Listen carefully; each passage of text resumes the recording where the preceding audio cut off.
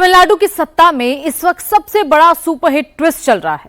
जिस थलापति विजय को कुछ दिन पहले तक बहुमत के लिए विधायक तलाशने पड़ रहे थे, अब वही विजय 150 के आंकड़े के करीब पहुंचते दिखाई दे रहे हैं। यानी कि जो फ्लोर टेस्ट कल होना है उसका रिजल्ट आज ही क्लियर दिखाई दे रहा है। लेकिन सवाल सिर्फ बहुमत का नहीं है, सवाल यह भी है कि एआईएडीएमके आखिर टूटी क्यों। लेकिन उसी बीच उदयनिधि स्टालिन ने नया बवाल खड़ा कर दिया है। सत्ता गंवाने के बाद भी उन्होंने सनातन धर्म के खिलाफ जहर उगलना बंद नहीं किया है, जिसके बाद तमिलनाडु से लेकर दिल्ली तक सियासी पारा हाई हो गया है। ये पूरी रिपोर्ट देखिए।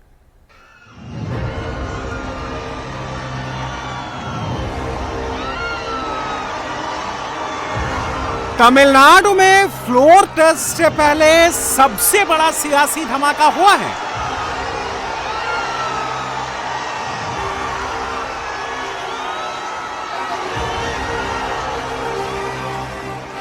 एआईएडीएमके में ऐसी बगावत हो गई है जिससे पार्टी में दो फाड़ हो गई है और तमिलनाडु का मुख्य विपक्षी दल ताश के पत्तों की तरह बिखर गया है।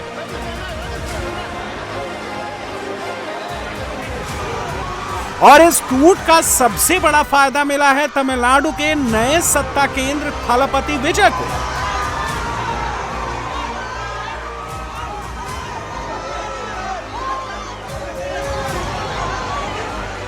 तमिलनाडु की राजनीति में इस वक्त सबसे बड़ा खेल सत्ता का नहीं बल्कि टूट और तख्ता पलट का चल रहा है। फ्लोर टेस्ट से ठीक पहले एआईएडीएमके में ऐसी फूट पड़ी है जिसने पूरे राजनीतिक समीकरण बदल दिए हैं।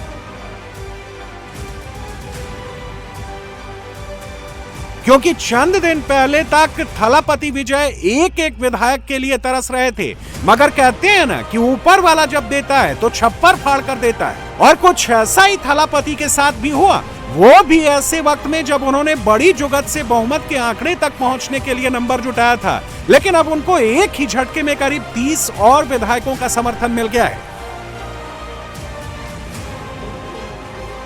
थलापति विजय को कल विधानसभा में बहुमत साबित करना है, लेकिन उससे पहले ही फ्लोर टेस्ट का रिजल्ट साफ साफ दिखाई दे रहा है।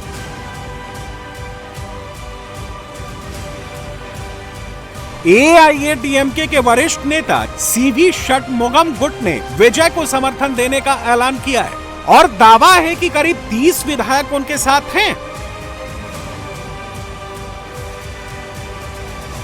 We accept the people mandate. The people mandate is for not for TVK. The mandate is for Chief Minister Vijay. That is foremost important. That we have to understand that. So we respect people mandate. So to respect the people mandate, we wholeheartedly congratulate. First of all, we congratulate Chief Minister Thiru Vijay, and wholeheartedly we as a AIADMK party and AIADMK legislative party support and extend our support to the TVK government headed by Chief Minister. विधानसभा में बहुमत के लिए विजय को 118 विधायकों का समर्थन चाहिए, लेकिन अब तक उनके पास 120 विधायकों का समर्थन था। लेकिन एआईएडीएमके के 30 विधायकों के साथ आने के बाद यह नंबर 150 तक पहुंच गया है। यानी जिस फ्लोर टेस्ट को विजय की अग्नि परीक्षा माना जा रहा था, अब वही फ्लोर टेस्ट सिर्फ औपचारिकता बनता दिख रहा है। कांग्रेस, सीपीआई, सीपीआईएम, आईयूएमएल और वीसी के पहले ही विजय के साथ खड़े हैं और अब एआईएडीएमके की टूट ने विजय की राह को और आसान कर दिया है। लेकिन सवाल यह है कि आखिर एआईएडीएमके में ऐसी नौबत क्यों आई?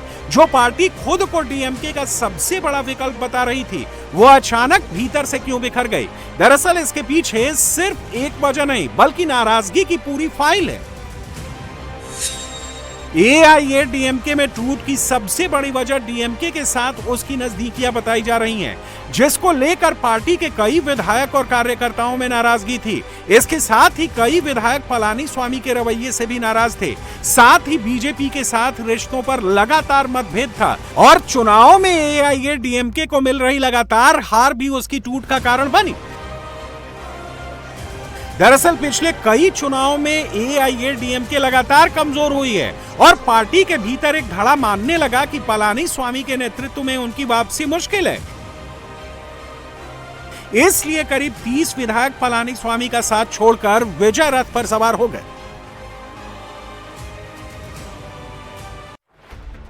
सियासत में एंट्री लेते ही थलापति राजनीति के सभी दांव पेच सीख गए हैं। तभी तो 3 दिनों के अंदर विजय ने तमिलनाडु में ऐसे खेल पलट दिया कि जो पार्टी बहुमत के नंबर जुटाने के लिए संघर्ष कर रही थी, बार बार राज्यपाल के पास चक्कर लगा रही थी, उस पार्टी ने न सिर्फ बहुमत का नंबर जुटा लिया बल्कि विधानसभा में स्पीकर और डिप्टी स्पीकर का पद भी निर्विरोध जीत लिया। लेकिन विजय ने इस खेल को कैसे पलटा, आइए वो भी आपको समझा देते हैं। दरअसल थलापति विजय ने 10 मई को सीएम पद की शपथ ली थी। तब खबर आई कि डीएमके विधानसभा अध्यक्ष पद के लिए अपना उम्मीदवार उतार सकती है, लेकिन उससे पहले ही थलापति विजय पूर्व सीएम स्टालिन से मिलने उनके घर पहुंच जाते हैं। स्टालिन ने विजय को गले लगाकर उनका स्वागत किया और इस मुलाकात के बाद डीएमके की ओर से स्पीकर पद के लिए कोई उम्मीदवार नहीं उतारा गया। इसके साथ ही विजय की पार्टी के जेसीडी प्रभाकर को सर्वसम्मति से विधानसभा अध्यक्ष चुन लिया गया। विधानसभा उपाध्यक्ष पद भी टीवीके के ही खाते में गया और यहां भी विजय को किसी ने चुनौती नहीं दी और तमिलनाडु के उपाध्यक्ष के पद पर टीवीके विधायक एम रविशंकर का चुनाव कर लिया गया। सदन में बहुमत साबित करने से पहले विजय एक्शन में। आज उन्होंने आईयूएमएल और कांग्रेस ऑफिस जाकर नेताओं से मुलाकात की। मुख्यमंत्री विजय चेन्नई में कांग्रेस के प्रदेश मुख्यालय पहुंचे। इस दौरान कांग्रेस नेताओं ने उनका सम्मान किया, तो वहीं विजय ने उनकी सरकार को समर्थन देने के लिए कांग्रेस नेताओं को धन्यवाद किया। कांग्रेस के बाद विजय आईयूएमएल के समर्थन देने के लिए पार्टी का आभार व्यक्त करने के लिए उनके ऑफिस में पहुंचे। आईयूएमएल अध्यक्ष केएम कादर मोहिदीन ने विजय के साथ मुलाकात के बाद उनकी जमकर तारीफ की और कहा कि वो उनके हर फैसले में उनके साथ मजबूती से खड़े हैं। आईयूएमएल के चीफ विजय के जिन फैसलों की बात कर रहे हैं, आइए वो भी आपको बता देते हैं। दरअसल विजय ने अपनी सरकार चलाने की शुरुआत पूरे स्वैग के साथ की है। विजय ने अपना सीएम मोड ऑन कर लिया है और उन्होंने जनता से अपने वादों को पूरा करना भी शुरू कर दिया है। विजय ने राज्य में 700 से ज्यादा शराब की दुकानों को बंद करने का आदेश दिया है और 2 हफ्तों के भीतर इस आदेश का पालन करने का निर्देश भी दिया है। इसके साथ ही प्रदेश को ड्रग्स मुक्त बनाने के लिए special anti drugs task force का गठन और तमिलनाडु के हर घर को 200 यूनिट मुफ्त बिजली देने का फैसला भी ले चुके हैं। थलापति विजय के शराब की दुकानों को बंद करने के फैसले के कमल हासन भी मुरीद हो गए और उन्होंने विजय के इस कदम का सपोर्ट करते हुए कहा कि आम जनता इस डिसीजन के लिए उन्हें धन्यवाद देगी।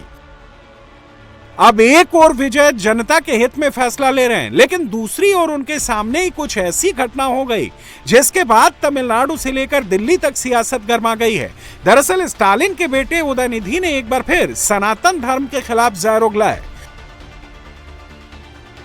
चुनाव में करारी हार से भी डीएमके ने कोई सबक नहीं सीखा। उदयनिधि स्टालिन ने आज फिर सनातन धर्म के खात्मे की अपनी ख्वाहिश दोहराई और पहली स्पीच में उन्होंने कहा कि सनातन धर्म लोगों को बांटता है, इसलिए उसे खत्म हो जाना चाहिए। நன்றி, வணக்கம், வெல்க தமிழ், வாழ்க தமிழ்நாடு, மக்களை பிரிக்கும் சனாதனம் நிச்சயம் ஒழிக்கப்பட வேண்டும்। நன்றி, वणकम। खास बात यह है कि उनके बयान के दौरान या स्पीच के बाद उनके बयान को लेकर विधानसभा के अंदर कोई हंगामा नहीं हुआ। उदयनिधि जब सरकार में थे तब भी उन्होंने सनातन की तुलना डेंगू और मलेरिया से की थी। वो अक्सर अलग अलग मंचों पर लगातार सनातन को खत्म करने की अपील करते रहे हैं और अब सत्ता से जाने के बाद भी उनके बयानों में कोई बदलाव नहीं आया है। दिलचस्प बात यह है कि जिस समय उदयनिधि स्टालिन सनातन के खात्मे की अपील कर रहे थे, उसी समय तमिलनाडु सरकार एक ज्योतिष को मुख्यमंत्री कार्यालय में बड़ा पद दे रही थी।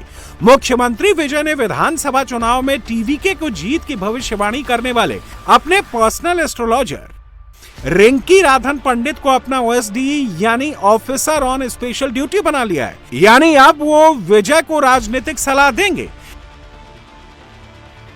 तमिलनाडु के चुनाव में राधन पंडित की कई भविष्यवाणियां सही साबित हुई। उन्होंने कहा था कि विजय के नाम की राजनीतिक सुनामी आने वाली है, विजय मुख्यमंत्री बन गए। राधन पंडित ने स्टालिन को राजनीतिक नुकसान और उनके बेटे उदयनिधि स्टालिन के उत्थान की भविष्यवाणी भी की थी, और हुआ भी कुछ ऐसा ही। स्टालिन चुनाव हार गए, जबकि उदयनिधि स्टालिन अब नेता विपक्ष हैं। लेकिन अब एक और जहां उदयनिधि स्टालिन के सनातन वाले बयान पर घमासान मचा हुआ है, तो वहीं सबकी नजर कल चेन्नई में होने वाले फ्लोर टेस्ट पर भी टिकी है।